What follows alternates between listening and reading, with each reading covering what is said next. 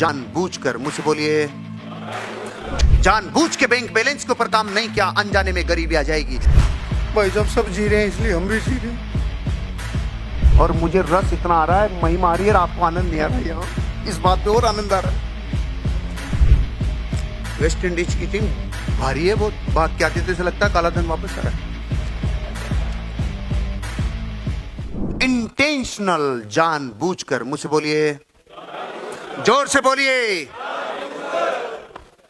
जानबूझ के अगर रिश्तों को मजबूत नहीं किया तो अनजाने में रिश्ते मुरझा जाएंगे। जानबूझ के बैंक बैलेंस के ऊपर काम नहीं किया, अनजाने में गरीबी आ जाएगी। जानबूझ के हेल्थ को सही नहीं किया, अनजाने में बुरा स्वास्थ्य जकड़ लेगा भाई। जानबूझ के ट्रेनिंग से नहीं गुजरे, अनजाने में अज्ञान के खरपतवार उग जाएगी भाई। जानबूझ के अपने सीनियर का रिस्पेक्ट नहीं किया, अनजाने में आपका रिस्पेक्ट दुनिया नहीं करेगी। जानबूझकर आपने अडेप्टेबिलिटी स्वीकार नहीं की, आपको दुनिया बाहर निकाल देगी मार्केट से। जानबूझ के लोगों के साथ सहयोग नहीं किया तो असहयोगी हो जाओगे, दुनिया से डिस्कनेक्ट हो जाओगे। अगर क्रिएटिविटी नहीं दिखाई, अगर कॉम्पिटेंस नहीं दिखाई, आप मार्केट से आउट हो जाओगे भाई। एक सच्चा चैंपियन हर काम जिंदगी में जानबूझकर करता है, क्यों नहीं, अनजाने में खरपतवार उग जाती है। जानबूझकर करो, इंटेंशनली करो, जानबूझकर करो। जो प्रकृति के भरोसे छोड़ देवे, जो कहे नाव जिधर जाए उधर ही सही, टिकट किधर का जिधर का काटे उधर का ही सही, नो डायरेक्शन डायनेमो हो जाएगा, बकरी बन जाएगा, हॉर्न बजेंगे और बकरी इधर उधर भागेगी। जानबूझकर करना होगा। क्या करना होगा? हम सभी के पास इस ग्रह पे सीमित समय है, इसलिए हमारे समय का सबसे अच्छा उपयोग उद्देश्य के साथ जीना है, या एक स्पष्ट दिशा है जो एक पूर्ण और अच्छी तरीके से जीवन ला सकती है। कुछ समझ में आया?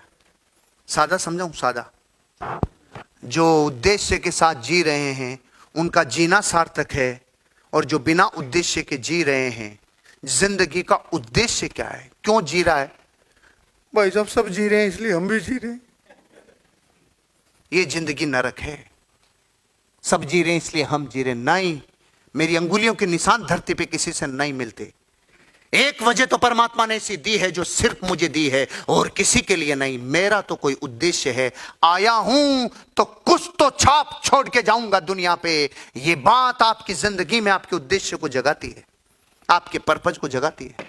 रोज सुबह अपना बिस्तर छोड़ते हो तो पूछना आप अपना बिस्तर क्यों छोड़ते हो। अगर कारण यह है कि सर मेरे को वो पोटी आ जाती है इसलिए जरूरी है छोड़ना, जला इतना घटिया कारण अगर आपको बेड छुड़ाता है रोज, तो पृथ्वी पे बोझ हो। वो मेरे को इसलिए उठना पड़ता है, ड्यूटी नहीं जाऊंगा तो मेरी हालत खराब, इसलिए उठते हो। वो मेरे को क्लाइंट को ले जाना पड़ता है, इसलिए उठते हो। इसलिए उठो कि आज परमात्मा ने आपको फिर जिंदा रखा है। मैं मानवता को सर्व करके जाऊंगा, मेरा कारण बड़ा है, मैं जिंदा हूं, छाप भारी छोड़ के जाऊंगा। इसलिए रोज अपने बिस्तर से उठो।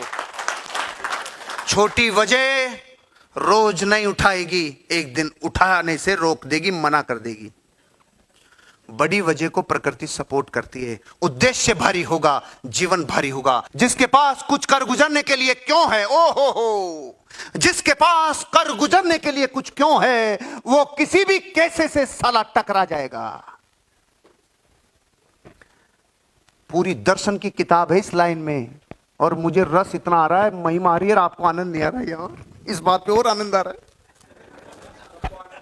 आया ओह, अरे भाई रे, कोई कहता मुझे करोड़पति बनना है, कैसे बनेगा, मुझे कैसे नहीं पता, मुझे सिर्फ बनना है। ऐसा आदमी किसी भी कैसे से टकरा जाएगा। और जिसको क्यों पता नहीं है वो बछड़े खा खा के वापस आता रहेगा। अरे बारे, अरे बारे, अरे टकरा गए। कैसे बहुत घातक होता है, उससे तब तक नहीं टकराया जा सकता जब तक क्यों मालूम नहीं हो। धीरूभाई अंबानी को कैसे पता नहीं था, कैसे वाले रास्ते में मिले भाई, उसे सिर्फ क्यों पता था। जिस दिन आपका क्यों मजबूत, करोड़पति आखिर बनना क्यों है, मेरे माँ बाप के सपने पूरे करने क्यों है, मेरे टूटे हुए सपनों पे दुनिया हंसी है साला, मुझे करना क्यों है। जब ये बल पीछे से आएगा तो इंग्लिश आए चाहे नहीं आए, बोलना आए चाहे नहीं आए, लुक सच्चे हो चाहे नहीं हो, हाइट कम हो ज्यादा हो, रंग गोरा हो सांवला हो, साला मैं टकरा जाएगा किसी भी केस से, क्योंकि मुझे यह पता है मुझे करना क्यों है। क्यों पता होगा तो कैसे से टकरा जाओगे भाई, फिर कैसे वाले दुनिया में आपको रास्ते में मिलेंगे। आपको क्यों पता करना होगा। मुझे क्यों पता था, मुझे सिर्फ क्यों पता था, कैसे नहीं पता था। प्रकृति रास्ते खोलती है और कैसे आपको मदद करने के लिए आता है, कैसे रास्ते में आता है। आपका क्यों कारण पता कर लो। और अगर पता नहीं है तो जाओ आज एक्सरसाइज करो, एक टेबल उठाओ, 15 महान लोगों की फोटोएं रखो और अपने बच्चे को बुलाओ और आप उससे पूछो ये 15 फोटोएं तो महान लोगों की, अरे एक खुद की भी रखो और पूछो इन 16 में से तू किसकी तरह बनना चाहता है। वो 15 में से किधर भी अंगुली कर देगा लेकिन एक फोटो की तरफ झांकेगा भी नहीं। और वो फोटो किसकी है मैं बताऊंगा नहीं, आपको पता बा फोटो। ये बात हंसी मजाक की लेकिन जमीर पे चोट लग जाए इतना काफी है। अरे रे खुद का खून बापू को रिजेक्ट कर गया साला। अब कुछ ऐसा करूंगा कि 1 लाख फोटोओं के बीच में बेटा बोलेगा मैं सिर्फ अपने बाप की तरह बनना चाहता हूं और किसी की तरह। कैसे सिर्फ अपना कारण मजबूत कर लो, कैसे आसान हो जाएगा, कैसे आसान हो जाएगा, कैसे आसान हो जाएगा। अपनी ताकत और कमजोरियों को जानो। स्ट्रेंथ पता चल गई, आप में एक पावर है तो 50 कमियों को भी सहन कर लोगे। बस वो एक ताकत को और लेवरेज करो, वो एक ताकत को इतना बढ़ा लो कि बाकी चीजें गौण हो जाए, गौण हो जाए। वो क्रिस गेल में अगर कोई अनजान आदमी को बोले ना इसमें कितनी कमियां हैं तो उसके ऊपर निबंध लिख देगा इसमें इतनी कमियां हैं।